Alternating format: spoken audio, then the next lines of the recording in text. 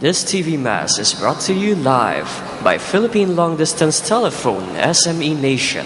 Success through technology with PLDT SME Nation.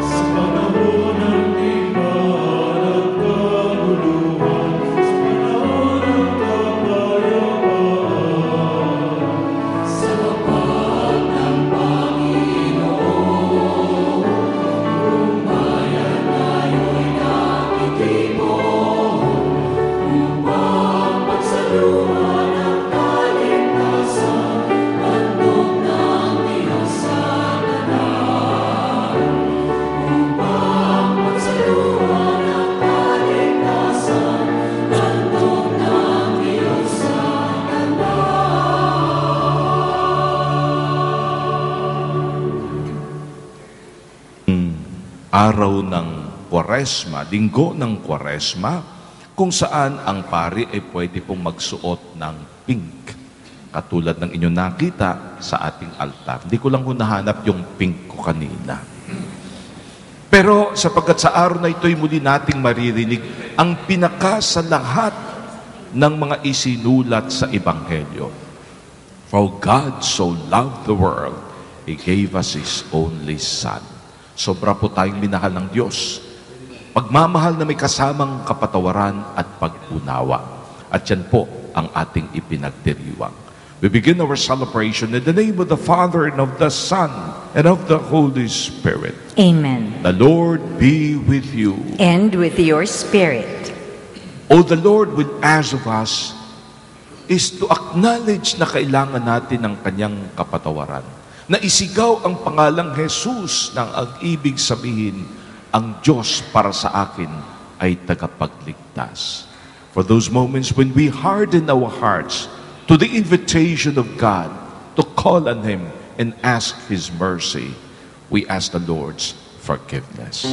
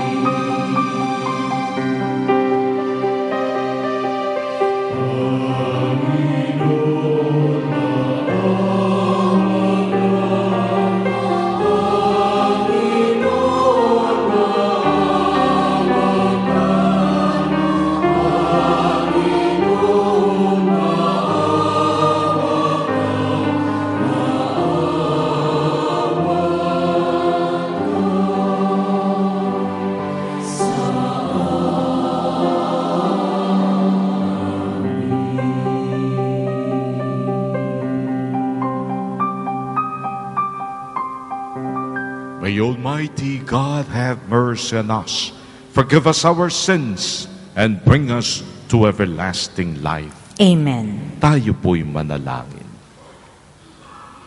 O God, who through your word reconciled the human race to yourself in a wonderful way, grant, we pray, that with prompt devotion and eager faith, the Christian people may hasten toward the solemn celebration to come. Through our Lord Jesus Christ, your Son, who lives and reigns with you in the unity of the Holy Spirit, one God, forever and ever. Amen. Please be seated for the liturgy of the word. Because of their sinfulness, the inhabitants of the southern kingdom of Judah were deported to Babylon. Under the Persian king Cyrus, God ended the people's exile by inspiring Cyrus to let them return to their country. Our first reading.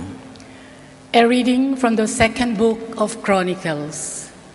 In those days, all the princes of Judah, the priests and the people, added infidelity to infidelity, practicing all the abominations of the nations and polluting the Lord's temple, which he had consecrated in Jerusalem.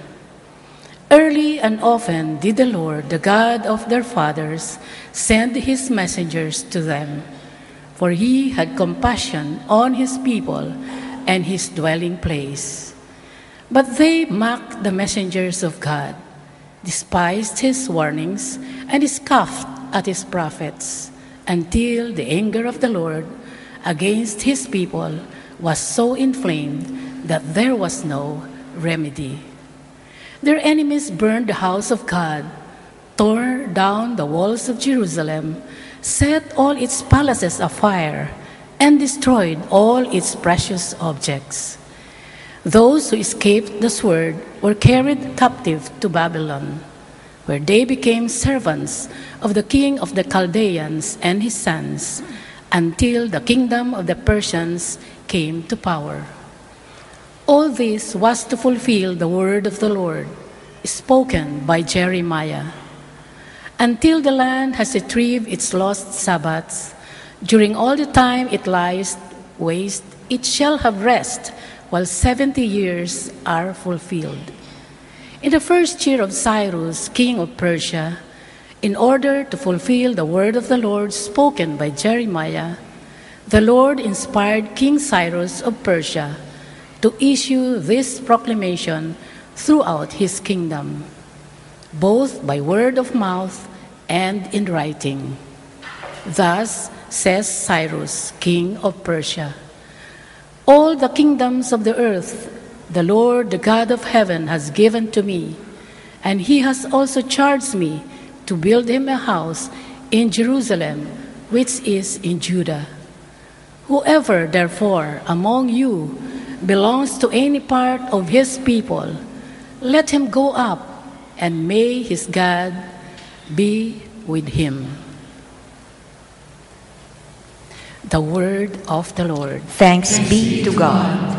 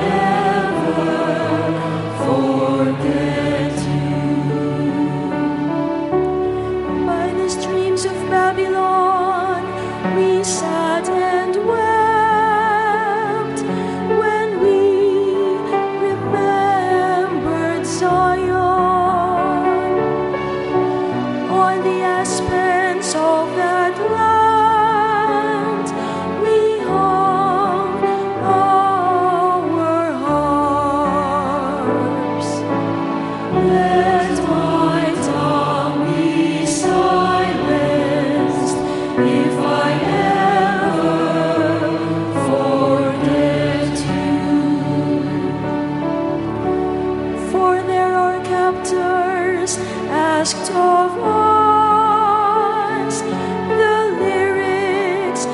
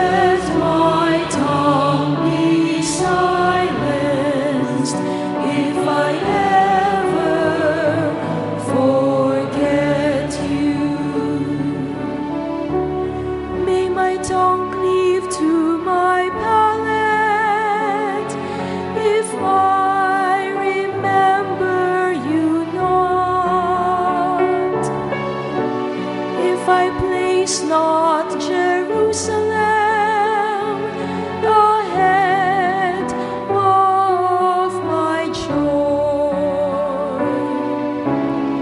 Let my tongue be silenced if I ever forget you. Let my tongue be silenced if I ever forget you. The Apostle Paul declares that what saves us, what gives hope, is not our own efforts, but God's grace and mercy. Our second reading. A reading from the letter of St. Paul to the Ephesians. Brothers and sisters, God, who is rich in mercy, because of the great love he had for us, even when we were dead in our transgressions, brought us to life with Christ. By grace you have been saved, raised us up with him, and seated us with him in the heavens in Christ Jesus, that in the ages to come he might show the immeasurable riches of his grace in his kindness to us in Christ Jesus. For by grace you have been saved through faith, and this is not from you. It is the gift of God. It is not from works, so no one may boast.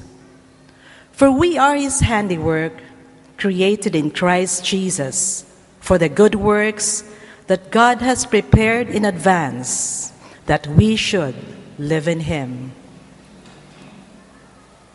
The word of the Lord. Thanks be to God. Please all rise to give glory and honor to the Holy Gospel.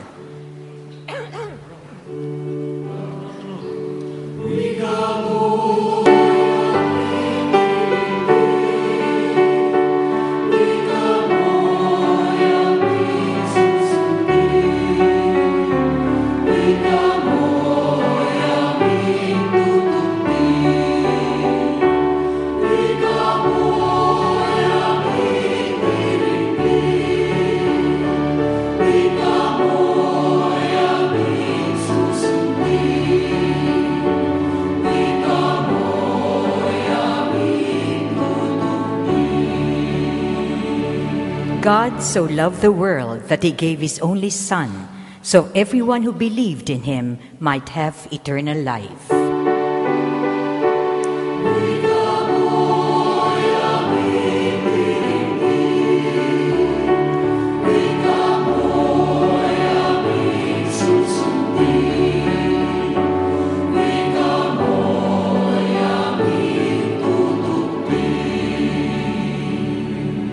The Lord be with you. And with your spirit. The proclamation from the Holy Gospel according to St. John. Glory to you, O Lord.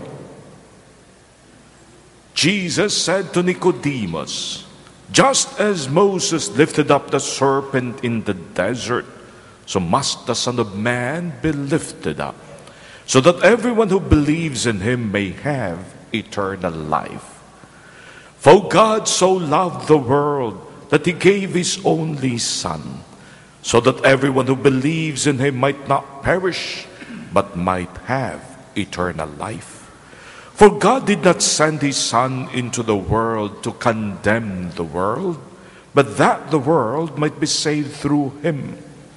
Whoever believes in him will not be condemned, but whoever does not believe has already been condemned, because he has not believed in the name of the only Son of God. And this is the verdict, that light came into the world, but people preferred darkness to light, because their works are evil. For everyone who does wicked things hates the light, and does not come toward the light, so that his works might not be exposed. But whoever lives the truth comes to the light, so that his works may be clearly seen as done in God." Sisters and brothers, the good news of our salvation. Praise to you, Lord Jesus Christ. Please be seated.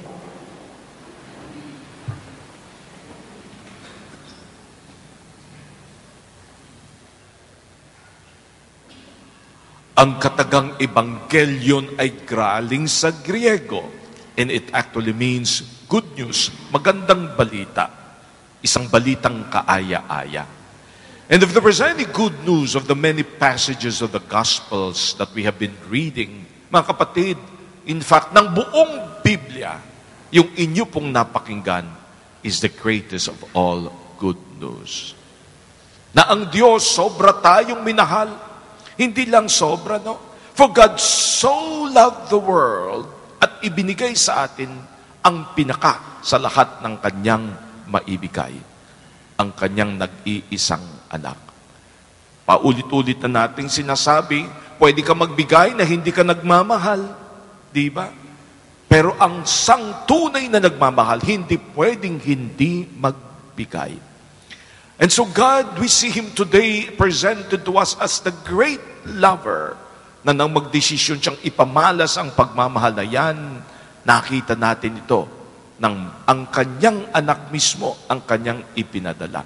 Pero ang dugtong ni Juan, wag nating kalimutan. His Son came, the God of goodness, the God of judgment, but not to judge the world, not to condemn the sinful world, not to tell humanity wala na kayong pag-asa, but rather to tell us, He has come to save. Alalahanin niyo palagi nating sinasabi, na ang katagang Jesus, ang ibig sabihin, ang Diyos ay nagliligtas. At sa kay Jesus nga makita natin ang kagustuhan ng Diyos.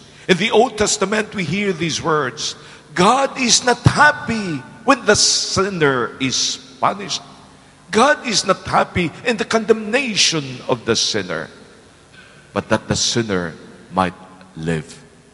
Ang kanyang plano mula't sapul pa, na kahit sino man sa atin na nagkakasala ay mabigyan ng pagkakataong makabalik sa Kanya. The joyful season that we speak of Lent, ito na yun. Na ang Diyos, kahit paulit-ulit kang bumabagsak, andyan pa rin siyang tatanggapin ka. Na ang Diyos, kahit talikuran mo ng matagal, mag-aantay pa rin sa'yo sa iyong pagbalik. Na ang Diyos, kahit alipustahin mo at sabihin, hindi kita kailangan, nauunawaan niya yun at magtsatsaga siya sa iyong pagbalik. Siguro nararamdaman din ng iba sa atin na may mga pagkakataon, Lord naman, parang ayaw ko na. Nagpapakabait ako, parang hirap magpakabait. May mga pagkakataon na bagsak ka ng bagsak sa parehong kasalanan. May mga pagkakataon when you would like to give up on yourself and on your God. Here is the good news. You may give up on yourself. God never will. Nagmisa po ako sa mga Daughters of St. Paul at itong si Sister Vanji, no? Sister Evangelina Canag, ay binigay sa akin itong isang newspaper clip na kinuha niya at ang sabi, Father, basahin mo to, napakaganda. At nang binasa ko, cry ako. Sobrang nakaka-touch. Ito po ay tungkol kay John Paul II. At ang isang pangyayari na sinasabi dito ay tunay na nangyari. Ito po ay isinulat ng isang Kitty D. Enser sa isang aklat po para sa mga kaparian, Sikot Parvuli, at ginawa po ito noong 2006. Kailang ipinalabas ito ni Belinda Olivares Cunanan dito po sa kanyang column, The Opinion, noong 2007 na, 2 years after the death of John Paul II. Ang storya sobrang nakakaantig. Pakinggan po natin. Isang binata, isang nag-aaral sa pagkapari, ay pinadala ng kanyang obispo na mag-aral sa Roma. At ang sabi sa kanya, doon ka na, mag-aral ka. Kasi naandun ang Center of Studies. Nang matapos yung 4 years niyang theology, sinabi sa kanya, obispo, balik ka na at oordinahan kita. At naordinahan siya bilang pari. Kailang sabi ng obispo, may problema tayo sa ating seminaryo. Kasi kailangan natin ng pari na may mga degrees. Kaya balik ka uli sa Roma at kumuha ka ng masteral degree o tawag namin ay licentiate. Nang sa ganon, mayroon kang faculty na magturo sa seminaryo. Ginawa naman at sinunod. Nang bumalik na siya bilang pari, siyempre, naghanap siya ng isang parokya kung saan habang nag-aaral, guest priest siya. At yun na nga ang nangyari. Nang malapit na silang mag-graduate at makuha na yung kanyang degree, sinasabi na yung kanilang professor na nagtatrabaho pala sa Vatican, decided to tell them good news. Hoy, pag kayong lahat ay pumasa at maganda ang grades nyo, I'll give you a good gift. You will have, upon your graduation, a private audience with the Pope, John Paul II. Sobrang excited silang lahat, mantakin mo, malalapitan mo. At ang sabi sa kanila, eto ang gagawin. Lalapit kayo pa isa-isa at halik kayo sa kanyang kamay. Nako, everybody was looking forward to the day when they will meet the Holy Father personally. Malalapitan, mahahawakan, at mahahalikan ang singsing. A couple of days bago nung araw na yon, si Father ay nagmisa doon sa parokya kung saan guest priest siya. At pagkatapos ng misa, pumunta doon sa harapan para imit ang mga tao at nakita niya may mga grupo ng mga pulubi who approached him. Tinulungan naman ng iba, ngunit hindi si Father mapakali. Kasi even as he was looking at all of those beggars, there was one whose attention, ninanakaw sa kanya. Talagang kinukuha yung attention niya. Tingin siya ng tingin. And finally, nilapitan niya. Kilala kita. Do I know you? Tumingin sa kanya at ang sabi, yes, Father. Magkaklase po tayo nang tayo nag-aaral sa pagkapari. Oh my God, sino ka? Tumanda, ang dumi-dumi, ang haba ng buhok at ang balbas, hindi niya nakilala. And finally lang binigay sa pangalan, oh my God, yes! Kumusta ka na? Anong nangyari sa iyo? Natapos ka ba? Na-ordain ka ba? Yes, Father, I was ordained like you. Natulala siya. Pari itong kaharap niya. Ano nangyari sa iyo? So itinabi niya at usap sila. At sinabi sa kanya, Father, after my ordination, dumaan po ako sa matinding crisis. Crisis ng personal ko, crisis ng mga pananaw ko. And Father, at a certain point, I tried and I finally gave up on myself and gave up on my priesthood. Nirenounce ko, Father, yung pagiging pari ko. At pagkatapos po noon, things did not go well with me. Hindi ko na alam, palaboy-labay ako, parang walang direksyon. And I ended up sleeping in the parks. And now, nagpapalimos para mabuhay. Pagkatapos ang sabi niya, mag-usap nga tayo uli. Habang naandun siya, nasa isipan niya ang lahat ng ito, tsaka naman dumating yung araw na sila'y makikipag-meet sa Santo Papa. So dinala sila roon sa private quarters ng Santo Papa at ang instruction inulit, hoy, pwedeng mag-kiss, lalapit kayo, hahawakan ng kamay, kiss sa ring, walang magsasalita. Walang tokis-tokis. Kiss lang. Nang humarap na siya sa Santo Papa, ang nasa isipan niya ay yung classmate niyang ex-priest. At hindi niya mapigilan. Sinabi niya, Santo Padre, ako hihingi ng dasal. Hindi po para sa akin, kundi para sa aking classmate na pari, na ngayon po andun na natutulog sa park, nagpapalimos na po para siya'y mabuhay. Humingi po ako na sana ipagdasal mo siya. Halos atakin siya ng mga gwardiya. Sabi na walang tokis eh. At tinatak siya paalis. After 2 days, tumanggap siya ng sulat. At sinasabi sa kanya, please call up this number. Tinawagan niya. He wouldn't believe it. It was the personal secretary of the Holy Father. At ang sabi sa kanya, iniimbita ka ng Santo Papa na kumain kasama niya at imbitahin mo ang ex-priest mo na classmate. Hindi siya makapaniwala.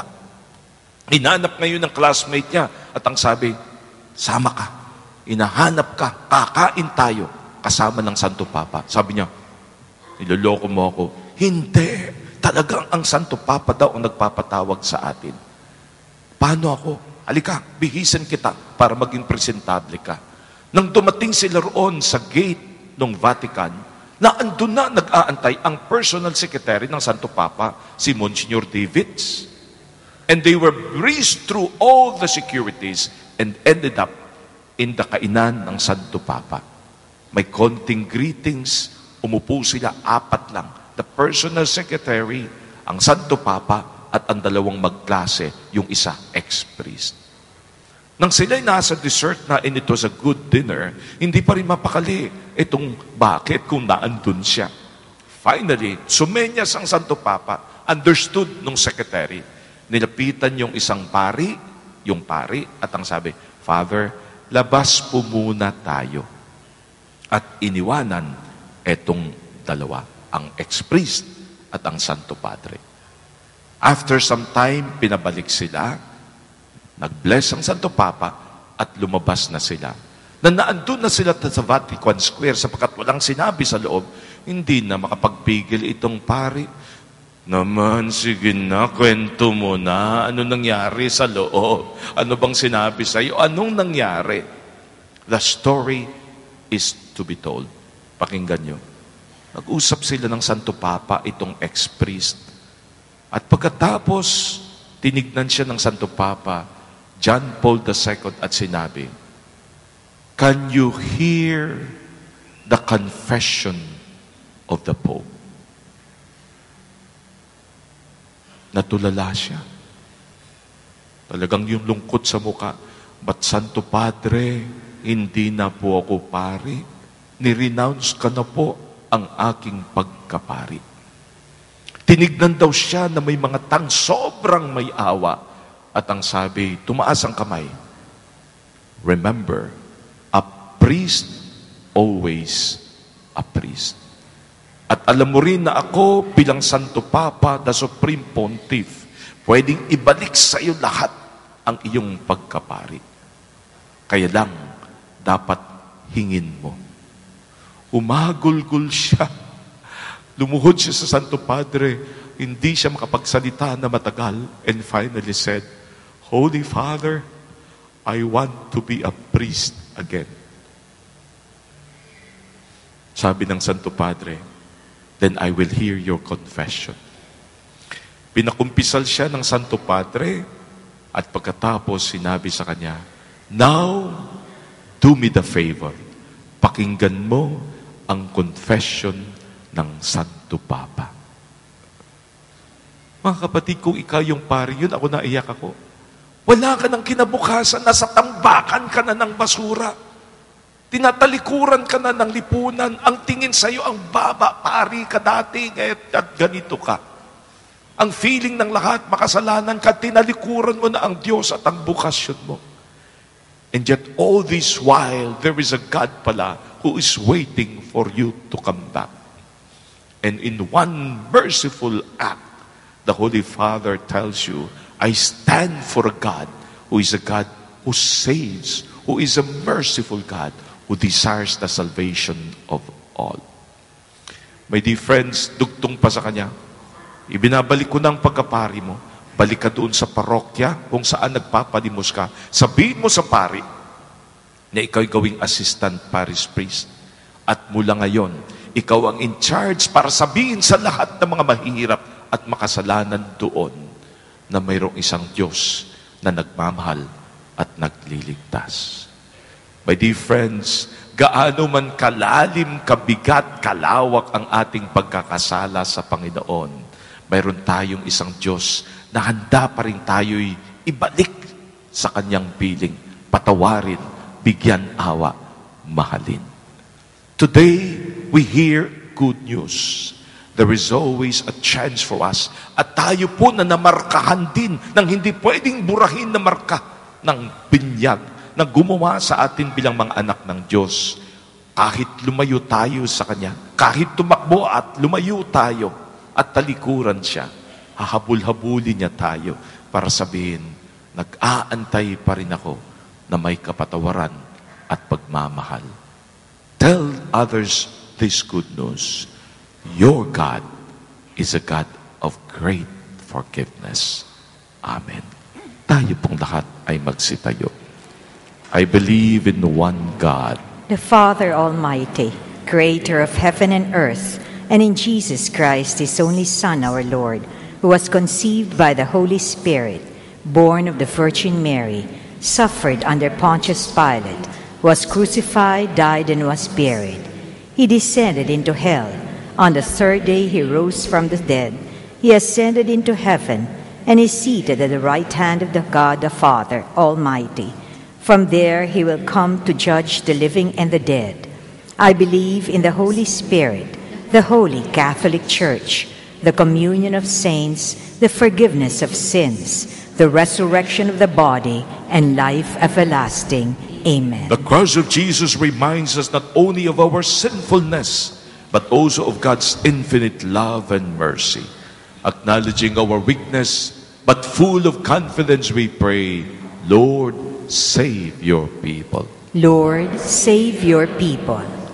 May the Church always be a living sign of God's love and mercy. In times of darkness and despair, we pray. Lord, save your people.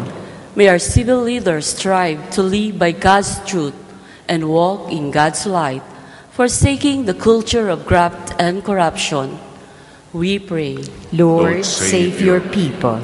May we become more aware that sin not only offends God, but also wounds us in our community. May we be frequent recourse to the sacrament of penance that reconciles us to God and to one another. We pray. Lord, save your people. May the Lord wash away our hatred, banish violence and terrorism from our midst, restore tranquility and justice. We pray. Lord, save your people. May all consecrated men and women commit themselves to fulfill the Lord's commandment to love one another through readiness to serve others. We pray. Lord, save your people. May the sick, the elderly, and the suffering realize from our care and attention that they are loved by God. We pray. Lord, save your people. We pray for the healing of Alex Alamares, Heidi Panagiton, Susan Bamba, Boy Avilar, Rose Laracan, Vic Tobias Elsie Uy, Mon Velasquez, Conchita S. Coronel. We pray for the birthday intentions of Congressman Patrick Antonio and my sister Josefa Sobrewanite. We pray for our personal intentions before the God of all mercy. Let us pray to the Lord. Lord, save your people. Heavenly Father, make us witness to the spirit of the cross by becoming beacons of peace and hope for our brothers and sisters through Christ our Lord. Amen. Please remain standing while the gifts are being presented. Ang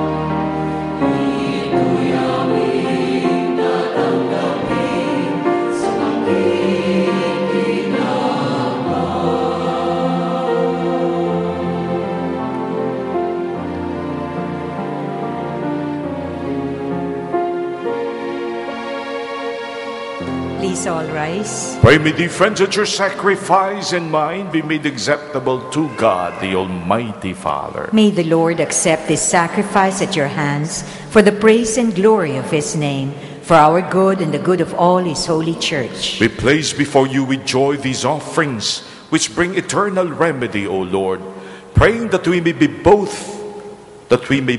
faithfully revere them and present them to you as is fitting, for the salvation of the world, through Christ our Lord. Amen. The Lord be with you. And with your spirit. Lift up your hearts. We lift them up to the Lord. Let us give thanks to the Lord our God. It is right and just. It is truly right and just, our duty in our salvation, always and everywhere to give you thanks, Lord, Holy Father, Almighty and eternal God, to Jesus our Lord. By the mystery of the Incarnation, He has led the human race that walked in darkness into the radiance of the faith, and has brought those born in slavery to ancient sin to the waters of regeneration, to make them your adopted children.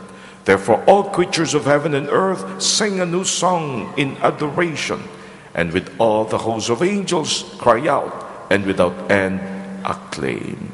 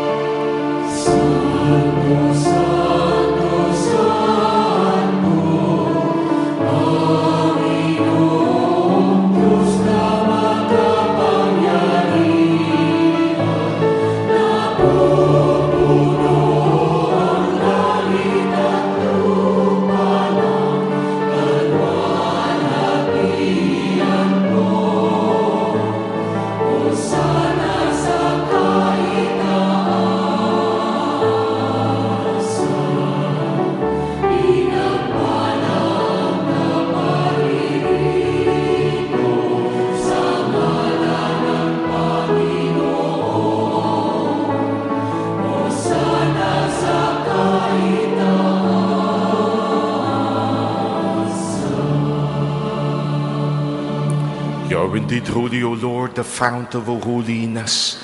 Make holy, therefore, these gifts, we pray, by sending down your Spirit upon them like the dewfall, so that they may become for us the body and blood of our Lord Jesus Christ.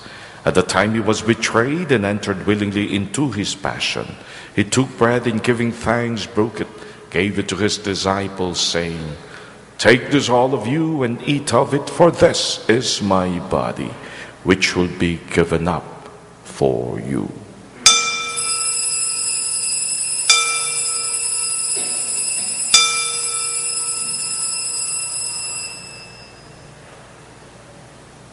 In a similar way, when supper was ended, he took the chalice, and once more giving thanks, he gave it to his disciples, saying, "Take this, all of you, and drink from it, for this is the chalice of my blood, the blood of the new and eternal covenant, which will be poured out for you and for many for the forgiveness of sins. Do this in memory of me."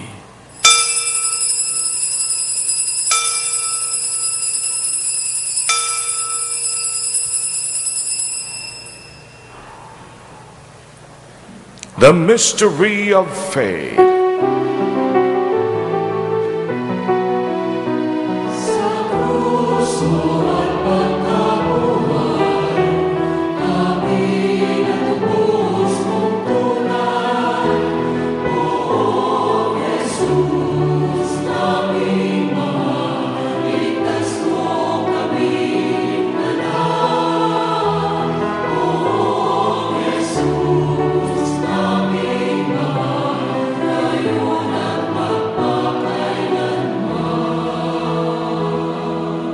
As we celebrate the memorial of his death and resurrection, we offer you, Lord, the bread of life and the chalice of salvation, giving thanks that you have held us worthy to be in your presence and minister to you.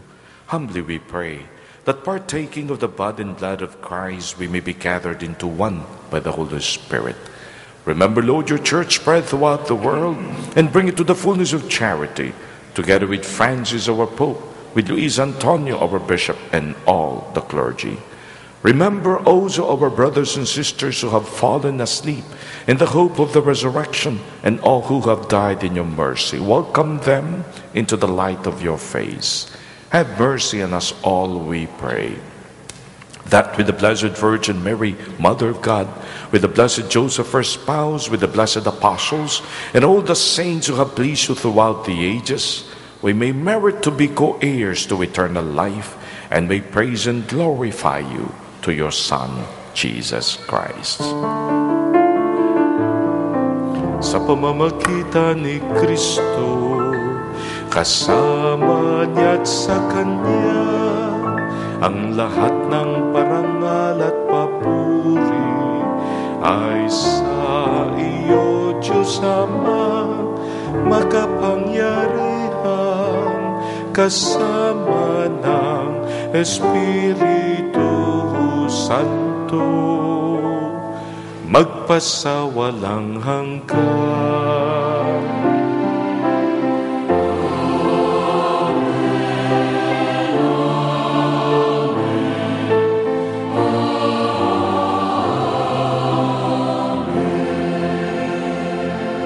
Ang tanda ng ating binyag bilang mga anak ng Diyos, minsan may hindi na mabura. We will always be before God, His children. Kaya nasa atin na kung yabay isa sa buhay upang tayo maging karapat-dapat balang araw na makasama niya sa kanyang magpas sa walang hanggang kaharian. As we now call Him Father, let's ask that we may truly become worthy children.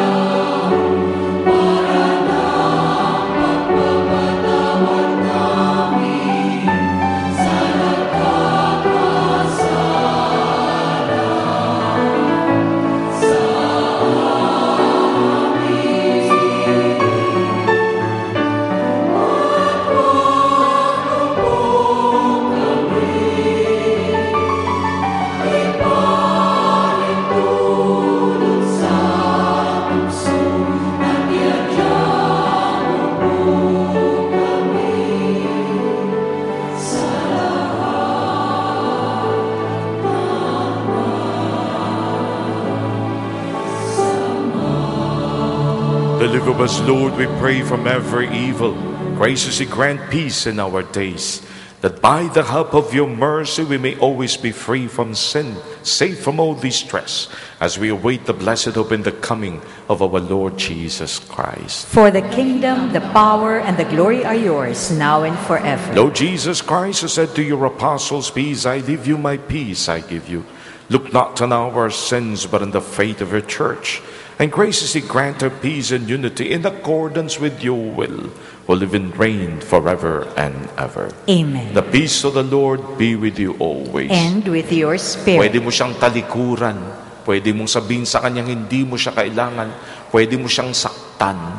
But God will always look at you and see the child na nasa iyo, anak niya. Mag-aantay siya at tandang ika'y tanggapin at patawarin. Ngunit ayon nga sa katagan ni John Paul, hingin mo lang. Once you have understood that, you will have peace. We share with each other the peace of the Lord. Peace be with Peace you. be with you.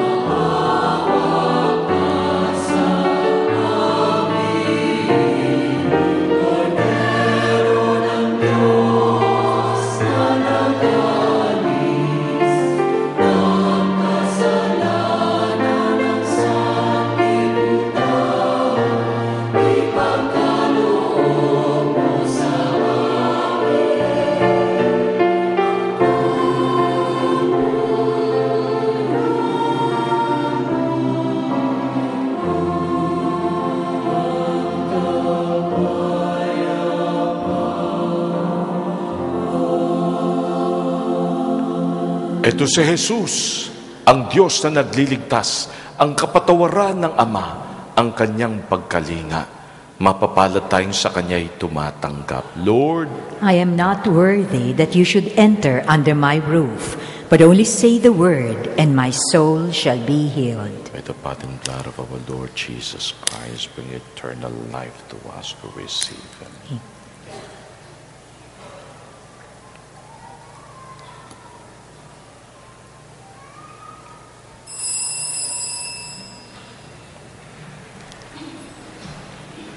For those of you who are unable to receive Holy Communion, especially our brothers and sisters who are joining us in this TV Mass, we invite you to pray with us this prayer for spiritual communion.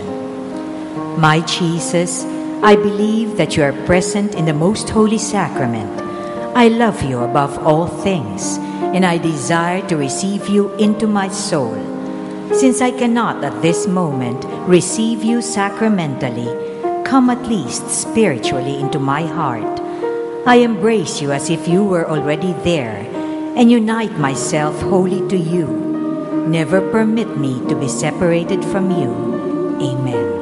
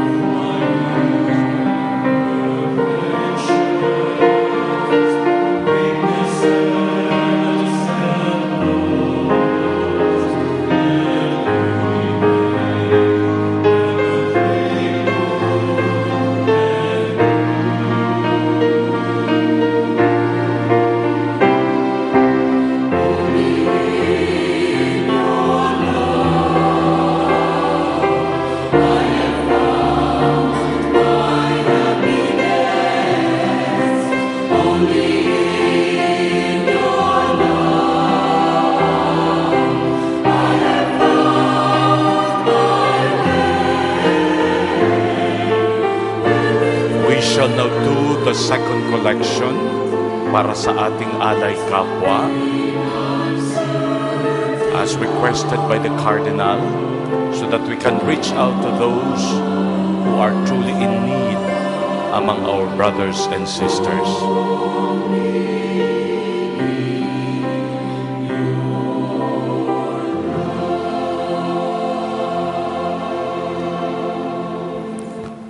Secondly, we would also like to announce again our Lenten recollection this coming Holy Wednesday at 12 o'clock noontime. That is going to be April 1 at the Mega Trade Hall's 5th floor as a Mega Mall. By his poverty, you might become rich. Sa kanyang pagpapakumbaba at pagiging mahirap, tayo na may kanyang iniangat. Ang ating first talk ay si Bishop Milo Vergara, The People of the Periphery and the Culture of Indifference. Second talk, The Cross and the Gospel of Solidarity by Father Dave Concepcion. Mayroong Way of the Cross. Mayroong third talk, Becoming a Poor Church for the Poor by Bishop Pabilio. At may misa po, ako ang magpipreside, si Father Domi Guzman. At marami po tayong pari na magpapakumpisal po. Libre po yan para sa lahat po ng nais pumunta. Alas 12 po mag-uumpisa. Pangalawa, mayroon pong isang doktor, si Dr. Victor Gisbert. Siya po'y specialist sa vascular surgery. At siya po'y isa sa mga direktor ng Makati Medical Center. Alam niyo po, galing niya. Patuloy siya nagbibigay ng talk about CSI, Christ's Suffering Investigated. I-explain niya kung ano ang dinaanan ng isa who has to go through the crucifixion from the medical point of view. Ang galing. Isang doktor in-explain ang tindi ng hirap at pigati, ang pain ng isa na kinukrucify. Expert po siya, specialist po siya, nag-aral dito at sa abroad. Kung nais niyo po siyang pakinggan, magbibigay po siya ng talk doon po sa amin sa seminaryo, sa aming St. Paul Audiovisual Room at 4 o'clock in the afternoon this coming Sunday. Libre po ito. So if you're interested to hear Dr. Gisbert, Dr. Victor Gisbert explaining the pain of the crucifixion from a medical doctor, surgeon point of view, napakaganda po. You know? So, 4 o'clock po yan, audiovisual sa St. Paul Seminary sa Makati. Tapos, ang ating pong talk, si Father, ano ba pangalan? Si Father Hans Magdurusang, Sharing the Good News of Jesus Online. Tayo po'y magsitayo. Wednesday po yan. Dito naman po sa SM Chapel. O God, who enlighten everyone who comes into the world, illuminate our hearts, we pray, with the splendor of your grace, that we may always ponder what is worthy and pleasing to your majesty and love you in all sincerity. Through Christ our Lord. Amen. The Lord be with you. And with your May spirit. Almighty God bless you all, the Father, the Son, and the Holy Spirit. Amen. Go in the peace and love of the Lord. Thanks be to God.